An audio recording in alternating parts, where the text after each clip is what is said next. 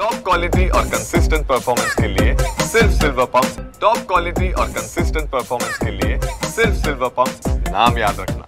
कोल्हापूर जिल्ह्याच्या ग्रामीण भागासह धरण क्षेत्रात पावसाची संततधार कायम आहे आणि त्यामुळेच पंचगंगा नदीसह अन्य नद्यांच्या पाणी पातळीमधील वाढ देखील कायम असल्याचं बघायला मिळतंय।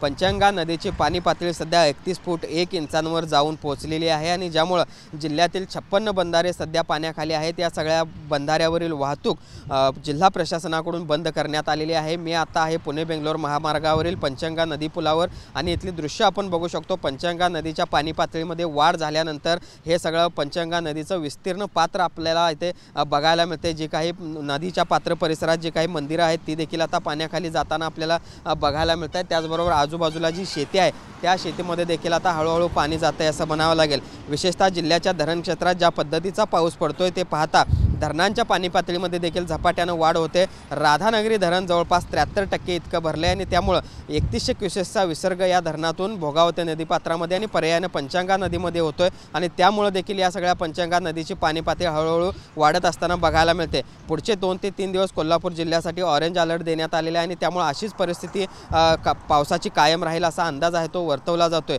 शहर परिसरामध्ये पावसाची जरी उघडीप असली तरी धरण क्षेत्रात आणि ग्रामीण भागात मात्र पावसाची संततधार कायम आहे आणि त्यामुळे पुढचे 2 ते 3 दिवस या सगळ्या नद्यांच्या पाणी पातळीमधील वाढ कायम राहील अशा पद्धतीचा अंदाज हवामान विभाग आणि जिल्हा प्रशासनाने वर्तवलेला आहे। व्हिडिओ जर्नलिस्ट सुनील काटकरचं भूषण पाटील, TV9 मराठी, कोल्हापूर।